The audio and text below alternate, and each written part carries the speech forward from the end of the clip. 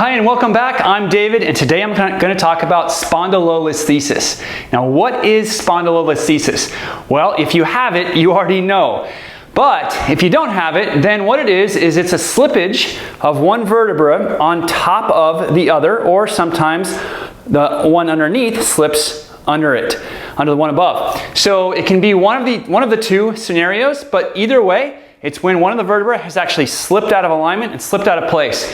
And that's not a good thing because it can be painful, it can hit nerves, and it can be really irritating, especially right on that spot on your spine. The solution is to fix the reason why it happens. You actually can have a spondy, call it spondy for short, and not have pain as long as you fix the reason for the spondy. And what that means is going to take a little explanation as in terms of how it's caused. So our spine is designed to extend this way, and when we extend, the spine should segmentally extend equally. In other words, the spine works as a unit. It goes from one segment to another, and it all works as a unit to bend our backs. Now, we need this spinal extension when we do really anything, when we're running, when we're standing, when we're twisting and turning and playing sports and all kinds of things that we do on a daily basis. Spinal extension, just like spinal flexion, is absolutely necessary. However, when someone has a spondy, what it means is that their spine isn't extending symmetrically anymore. It's extending just at one spot. So remember, when I said we're back bending, the spine should bend equally all the way. If you have a spondy, it means that only one part of your spine is extending, and it's extending more than the other parts. So it's not working together as a unit. So the solution is to restore segmental spinal extension as a unit again. And we've got to take some pressure off of that spot where that vertebra has slipped over. And we can do that pretty easily, especially when you put you in a few positions that are designed to realign your back, realign your hips, and take the pressure off of that spondy, and then restore symmetrical spinal extension. So here we go. Here's how we're going to do it. You're going to need a couple exercises. You're going to need a few things for these exercises. Specifically, you need a chair, because you're going to put your legs up at 90 degrees. You're going to need a pillow or two pillows potentially, and I'll show you why in a second. So just a few pieces of equipment. This whole routine should take you no more than 10 minutes, and it should feel better every time you do it. So here we go. Let's get started. The first exercise is arm circles. Now remember, we need to restore the ability of the spine to extend symmetrically and equally.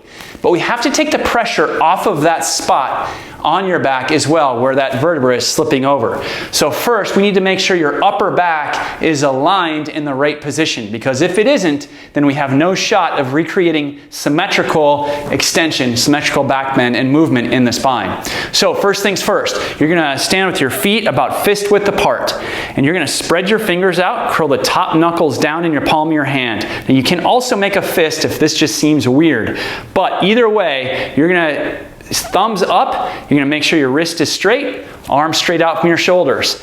And now you're going to take your shoulder blades and you're going to squeeze them together. You're going to squeeze them together without pulling your arms back also. So shoulder blades get squeezed, and as they squeeze, lock out your elbows. You're going to make small circles around your own hand, just like this. So the motion is up and forward, squeezing those shoulder blades back the whole time, and really focusing on retracting those shoulders, relax your stomach, feet straight, and again, squeeze those shoulder blades. As I said, we're going to realign this upper back and make sure that the pressure is taken off your lower back and that the spine starts to move symmetrically and equally. Okay, you're going to do about 40 of those, and then you're going to roll your thumbs back behind you, so your thumbs point behind you towards the wall behind me. Shoulder blades squeeze together again, and you go up and backwards. And again, lock out your elbows, shoulder blades squeezed. Make sure they're nice and tight back there. And again, about 40 times. Okay, really push those elbows straight, really squeeze those shoulder blades back, and circle just about medium pace, not too fast, not too slowly. Shoulder blade squeeze, and When you get to 40, you're gonna relax. So what you're gonna do next is you're gonna find a chair. This is just a block that is the same height as the chair. So you can use a chair, you can use a couch, anything that puts your knees up at 90 degrees. And you're gonna take a pillow from your bed. And first, you're gonna lie down on your back. Legs are up at 90 degrees. Relax your arms. Palms up out to your sides. And just notice if the small of your back is up off the ground. If it's up off the ground slightly, don't try and push it down. Just breathe and let gravity in the ground do the work of letting that back soften towards the ground. Again, don't push it purposely into the ground. I want you to breathe. And over time, over the next couple minutes, it will settle. Now, once it's settled, you're going to put a pillow right between your knees. And you're going to squeeze and release that pillow with your knees. So it's a pillow from your bed, pillow from your couch, anything works. Put a blanket, fold it in half and put it between your knees. But you're gonna squeeze, release, about 70 to 80% of your effort on that pillow. You just want these inner thigh muscles working and doing their job. And what we're doing here is we're creating stability in the pelvis, we're creating symmetry in the pelvis, and we're helping these lower back muscles to relax. So just squeeze, release. Again, you might feel this in your inner thighs. You're gonna do about 60 squeezes of these. So you want your inner thighs kind of tired. You want these hips working and doing their job. So just squeeze, release. And when you get to 60, not too fast, again, not too slowly. When you get to 60, you're gonna take the pillow away, but you're gonna actually keep it close. And we're gonna go to the next exercise, which is now that we have your spine and pelvis a little more even, a little more balanced, we need to address your thoracic back one last time and restore perfect symmetrical extension in your spine, right? We need to retrain your spine, and when it moves into extension, it's supposed to do so as a unit, not in pieces and parts. So, last exercise is you're going to go on your stomach. I'm gonna have to rearrange my mat here for a second. You're gonna bring 2 shoe boxes or stack a couple books. This is about 6 inches high or so. It can be a little less, but about 6 inches is about right. I use pillows, again, 2 pillows from your couch, from your bed, a couple blankets or cushions or shoe boxes. All of these things work. And what you're gonna do is you're gonna put these right in front of you. You're gonna put your toes together, your heels apart. And you're gonna bring your arms about forearm height on that cushion. Next, you're gonna let your head drop. You're gonna lock out your elbows, make a fist, thumbs up, and you're gonna rotate your elbows out from the shoulder joint. And then you're just gonna hang out here. Now remember, toes together, heels out. Relax your stomach, relax your hips, relax your head.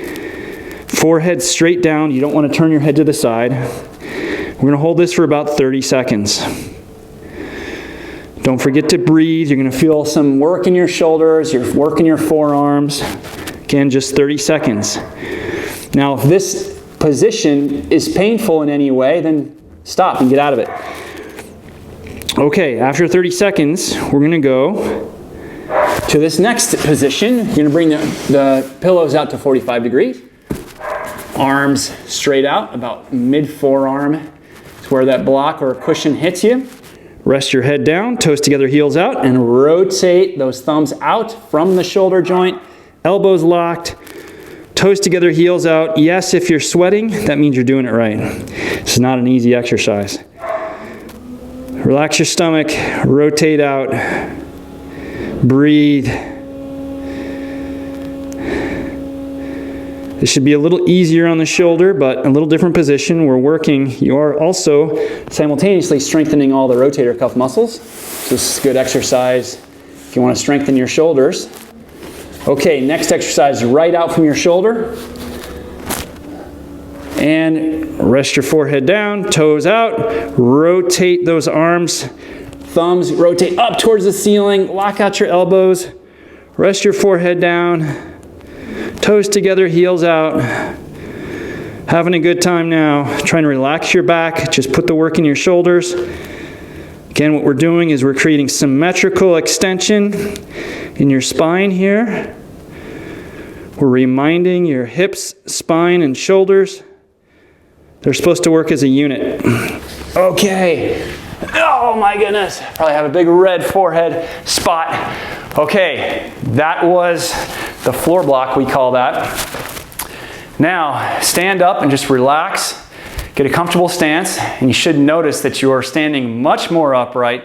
You should feel lighter and potentially more grounded on your feet. But we have one more exercise left, and this is maybe the key exercise that if you ever have pain in your back, this one exercise can actually help take it out almost immediately. So, what you're gonna do, you might need shoes for this, but you're gonna lean against the wall. You're gonna walk your feet forward, and feet straight about fist width, maybe 2 fist width apart max. And then you're gonna slide down the wall until your hips are just slightly above your knees. But when you look down at your feet, you should still be able to see your toes. So you don't want your feet to be way back here. You want them far enough away from the wall where you can kind of see your toes, and your knee stays slightly behind your ankle, or at best directly above. Slide down, take the small of your back and flatten it into the wall. So no space between your lower back and the wall. Weight towards your heels, take your leg muscles and shove your lower back into the wall even more. We're gonna hang out here.